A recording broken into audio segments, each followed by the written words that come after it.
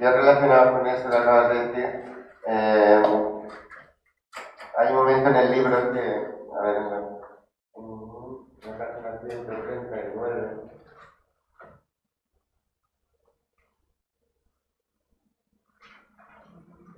que dices, para dibujar esta frontera se utilizan ciertos rasgos culturales, como marcadores de una identidad específica donde el otro existe. Es más, donde el otro es necesario, porque será la prueba de nuestra semejanza, ¿no? Entonces, quería preguntarte hasta qué punto la identidad colectiva, una identidad colectiva, necesita del otro para crear. Bueno, un poco en línea con esto. A mí me interesó mucho, me parece que es muy ponderado y muy equilibrado y muy fina la posición que adopta Yolanda en este texto y que ahora la recordaré. Quiero decir, porque en ocasiones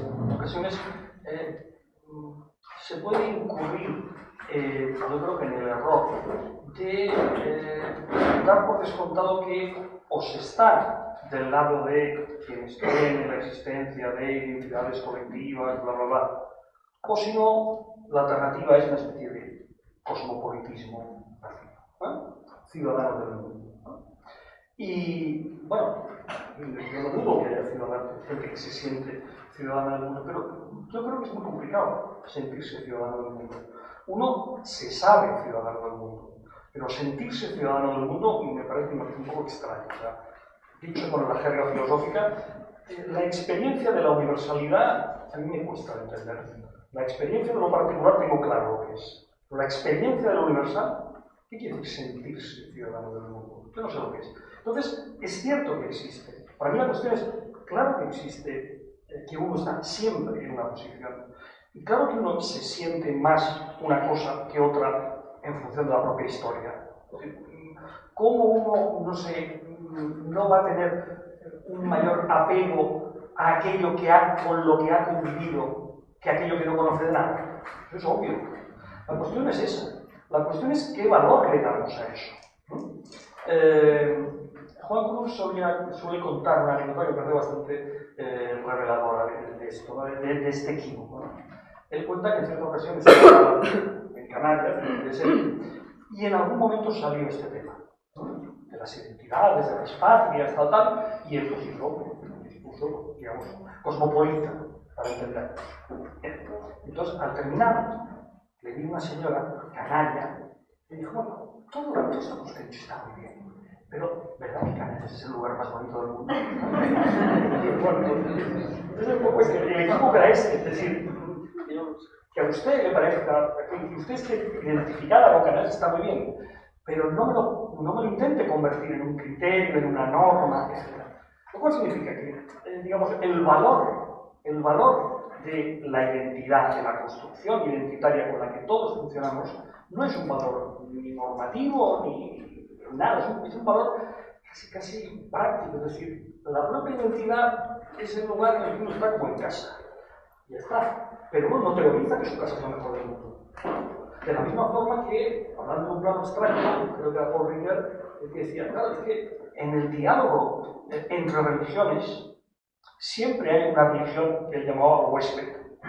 O sea, la persona más ecuménica, más abierta, más tal, plantea el diálogo entre creencias religiosas desde una religión. El agnóstico no promueve el diálogo entre religiones. Su farán, sin cuidado el diálogo entre religiones. Le interesa el diálogo entre religiones el que cree en alguna, pero tiene la suficiente flexibilidad como para, digámoslo así, querer negociar. Y en todo caso, y termino, está claro que esta identidad, que lo importante es darse cuenta, primero, pues eso, que uno está en su identidad bien porque está en casa, pero no más que eso. Teniendo siempre la clara conciencia de que podría estar en otra casa, que la casa podría estar amoblada de otra manera, es decir, que la identidad es un caleidoscopio, con muchos elementos que se van reconfigurando.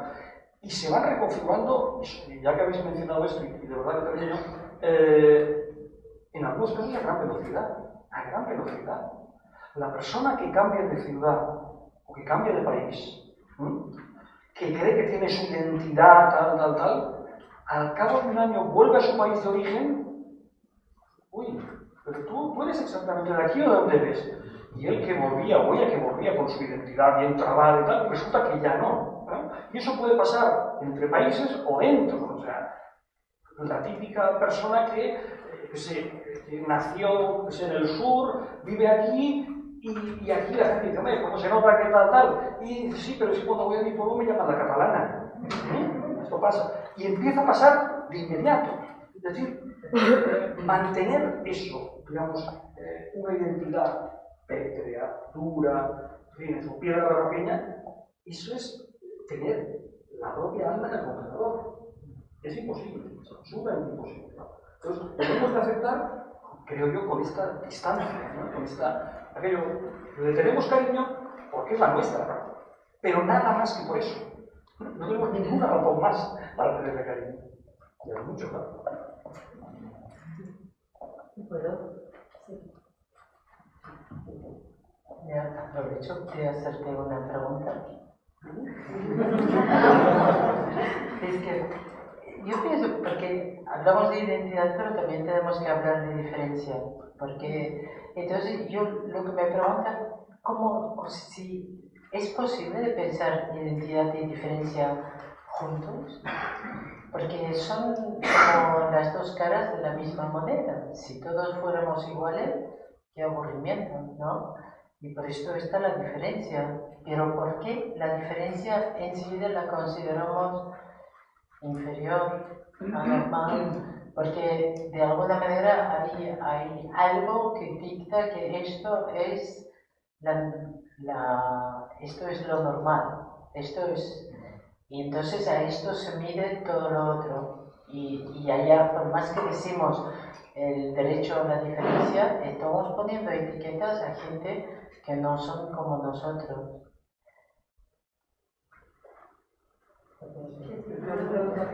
Bueno, esto de que la autora del libro le haga una pregunta es un poco como aquello que decía Jorge Valdano de los pajaritos disparando a las escopetas. O sea, no toda la cabeza. Bueno, no me importa. No, yo creo que hay que aplicar a las categorías como tales, el mismo criterio que le aplicamos a los contenidos de las categorías. Quiero decir que de la misma forma que estamos diciendo la identidad es histórica, contingente, tal, los conceptos, el concepto de diferencia, también es un concepto histórico. Y yo no estoy en absoluto seguro de que en todos los contextos y en todos los tiempos el concepto de diferencia haya estado penalizado frente al concepto de normalidad. Más bien al revés. Yo creo que en los últimos tiempos, en muchos contextos, la antigua normalidad es casi, no digo que algo que se penalice porque no está bien visto y se han hecho muchas bromas respecto a esto. Y yo es que resulta que soy, pues eso, no sé, no puedo mostrar ninguna diferencia, ¿no?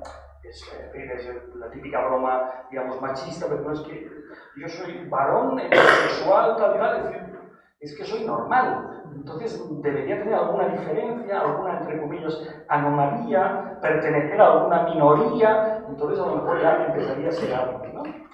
Es un chiste machista, ya lo sé, ¿eh? O sea, no estoy intentando defender esto ni muchísimo menos. Lo que quiero señalar es que no está tan claro, no está tan claro. Es más, es decir, en muchos contextos y en muchos discursos, precisamente el diferente parece que es precisamente el cargado de valor frente al normal, que además de ser un aburrido desde la propia definición, porque si no es normal, porque es muy aburrido, además que el término normal connota norma, que es una cosa muy antipática. Entonces, fíjate cuánto hemos hablado del derecho a la diferencia, cuánto nos cuesta hoy tematizar la normalidad, cuántos juegos malabares hemos de hacer para defender la norma, para defender la ley, cuán a contracorriente tenemos que hacer esto, ¿no? Entonces yo tengo la sensación de que primero los conceptos son también históricos y luego que deberíamos en muchas ocasiones la realidad, digamos, se nombra de una forma diferente como distinta, por no jugar con las palabras, a lo que realmente es. Me explico. Alguien podría pensar, vivimos en una época en la que no hay normas. Ya no estamos en una sociedad uniformada. Estamos en una época en la que, algunos por aquí que lo recuerden, yo lo recuerdo perfectamente, ¿no? Yo recuerdo las épocas en las que el paisaje urbano estaba lleno de uniformes, Iban uniformados, alguno recordará, hasta los taxistas, eran uniformados, era una moda, el plaque, el azul, iban uniformados los conductores de los tranvías, todo el mundo iba uniformado. Hoy prácticamente nadie va uniformado. Los curas no van uniformados, los militares no van uniformados, aparentemente nadie va uniformado. Y sin embargo, ¿no es esta una sociedad, en el fondo, tanto o más homogeneizada que aquella? Es decir, a alguien que conozca las claves de lectura no le resulta facilísimo identificar prácticamente todo, ¿no? La clase social, hasta la profesión, etcétera, etcétera, a poco que sea perspicaz. No hemos tenido todos la experiencia de viajar a otro país, incluso alejado, y decir, Dios mío, las adolescentes aquí van exactamente igual en el lugar del que procedo, exactamente igual. Eso es, digamos, frente al discurso de la diferencia, la libertad absoluta, etcétera, con lo que nos encontramos es con, por así decirlo, normatividades subyacentes. Yo creo que deberíamos mover un poco las fichas porque el viejo lenguaje no sé hasta qué punto es el más adecuado